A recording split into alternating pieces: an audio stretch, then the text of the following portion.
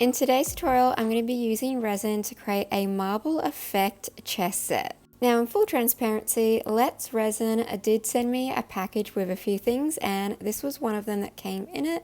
And so I thought it'd be a really good tutorial to create a cool marble effect chess set with this. So it comes with the silicone mold for the board, as well as one set of chess pieces and one set of checker pieces, and these like little dust bags. And I'll add the links to all the items that I used today in this tutorial down below if you do want to purchase some yourself. Now, I did actually get a little bit of a faulty chess set. So you can see here, I'm just noticing that there's an actual tear in this silicone mold, which I'm sure was probably just an accident. I just happened to get the one that's slightly damaged, but it was okay because once it laid down flat, you couldn't see it. And when silicone is joined, it's completely fine if there is a tear in it. Plus, I also really wanted to film this tutorial, so I didn't want to wait to get a replacement one, but it turned out fine. So what I'm doing first up is I'm coloring some resin just with white. So the white that I used is from Casting Craft. I've added a few drops into the resin, but I didn't mix it through. That way when I pour it out, it's going to create some really soft swirls with the clear resin and just that white color, and it will give me a really beautiful marble effect. With this silicone mold, it does have a slight raised grid pattern inside it. So when you pour your resin, if you're really careful to only pour a little bit into every second square for the first pour, and then just use your paddle pop stick to guide that resin to the edges. You don't want to over pour your resin because then it will overflow into the next squares, which you don't want because they're going to be a different color. So with this, I under poured and then used the paddle pop stick just to guide the resin to the edges, making sure that they were completely filling up the square. If I needed to, then I would add just a little bit more resin, but it's better to kind of play it safe and be a bit cautious than to pour too much and have it overflow into the next squares. Along the border of my mold, I also added some resin, not too much because I am going to be filling it up with all of these little gold chips and mirror chips that I have because I wanted to do a little bit more of a fancier border. So I've got silver crushed glass mirror chips, I've got gold mirror chips, and then I've also got these silver and gold little tiny stone chips, and I'm just adding that along the border into the resin that I've already poured, and just making sure that I've got it kind of even so the gold and silver and all of the different types of chips are evenly spread throughout the border. And then I'm going to let this first layer of resin fully cure overnight. And then once it has fully cured, I'm going to come back in and just remove any little drips that I might have gotten in the other squares, just so that way they're not going to be there when I pour the next color. So I'm just using a little bit of painter's tape and lifting up any of those dried resin drips. For this next layer of resin, I really wanted it to look like it was amethyst stone in this chess set.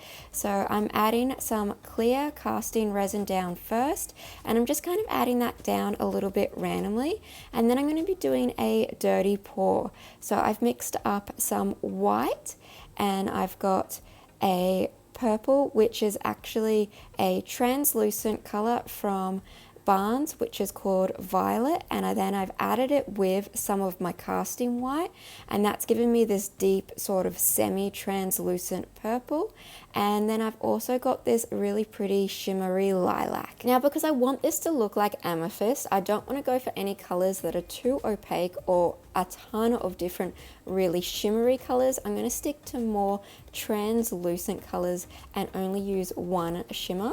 I've just added some more of that translucent violet into my clear resin and just given it a slight swirl. I'm not mixing it through because I want that to swirl as I pour it, and that's also why I've chosen to do a dirty pour for this pour, because it will create a really organic look with the resin, because they'll all swirl through that clear resin, and then as it's poured out on top of the other clear resin, it should create a really beautiful pattern and hopefully represent the amethyst that I'm going for. So I think I used about half a liter of resin for this pour, maybe just under to fully cover this chessboard. And you can also see why, because I'm doing that dirty pour and it's going to go out over the whole surface area, why you need to wait for the first layer of resin to set. So pick one color to do first and just do those squares, let that fully set, and then you can do a big coat of resin for the rest of the board. I did also just set aside some clear resin in a separate cup before I did add the violet into the big batch of resin I had, just so that way once I had done the dirty pour, I could then add some clear resin on top and start to push all of those colors away, and then also go back in with my white resin and start to add some fractured lines in to make it look a little bit more like realistic stone effect. So I'm just going in with that white resin and making some fractured lines. I'm not going too heavy-handed, but I'm just using my paddle pop stick to drag that through.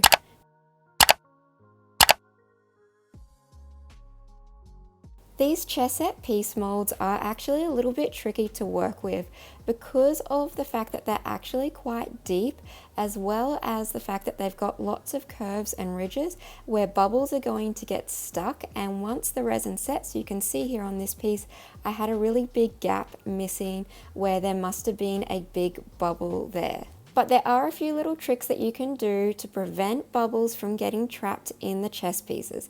The first one I'm going to do is I'm going to put my resin into a vacuum pot. Now, a vacuum pot basically vacuums out all of the bubbles from the resin, so I'm not going to have any issues with micro bubbles, because obviously the mold isn't that open and it's quite deep. I'm not going to be able to use heat like I normally would to pop the bubbles on the surface. Now, the vacuum chamber that I am using today is from Resiners. It's quite new on the market and I'm testing it out at the moment. I've only had it for a few weeks. It's designed for more entry-level artists. It is a smaller tabletop one and it doesn't have the strength of a professional industrial vacuum chamber, but it is really easy to use, and if you are working with smaller amounts of resin, then this is a good one to get. You can see here it's sucking up all of the bubbles.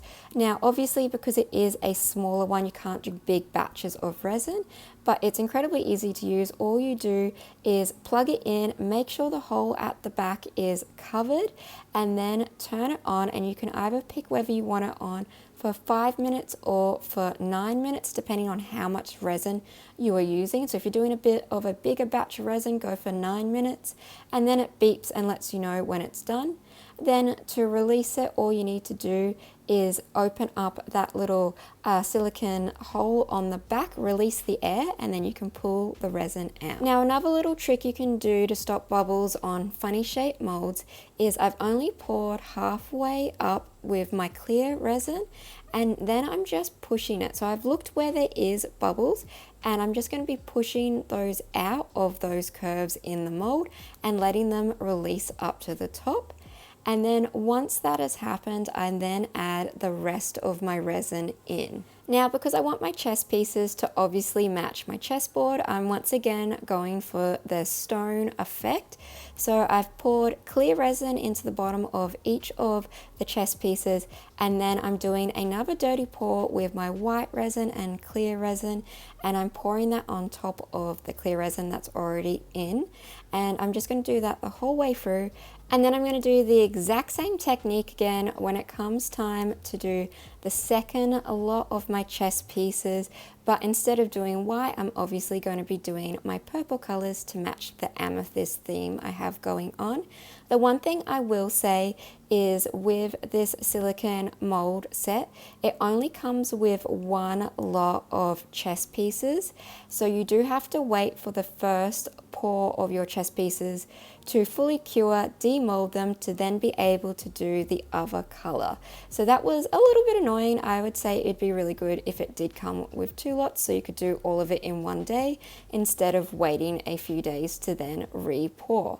But this is how my pieces have turned out. I think it looks pretty good. You can see I've got no big bubbles and no micro bubbles, and a really beautiful effect in them. And then once my resin was fully cured, it was time to demold my chessboard. But the one thing I will say is I wish I went a little bit stronger with my white squares, because some of them are a little bit light and are kind of blending in with the amethyst in the background. So I do think I wish I would have gone a little bit heavier handed with that white, just so that way there was a bit more clear definition between each of the squares. Now, because this has grooves into it, it means that you can go in and add some color, so that way you can get a really clear outline to all of the squares. So what I'm doing is putting down some acrylic paint. I'm using a white acrylic paint, and I'm using a paintbrush to push that down into the grooves. You don't have to be neat about this because you're going to be wiping it off. So I've just gotten a paper towel and I'm wiping off all of that excess acrylic paint that is on the surface, and then you're left with only the acrylic paint that's in all of the grooves. Because it was a really hot day when I was doing this and acrylic paint dries quite fast, I did this in sections just to make sure by the time I went to wipe it off, the paint hadn't dried. So by doing it in like smaller areas, then wiping it off and then doing the next area just means that I wasn't going to have any issues with the paint setting on top of the board. And I really don't think it matters what brand or type of acrylic paint that you use and what colors. Obviously, I went for white because it matches in with the color palette that I did for my board.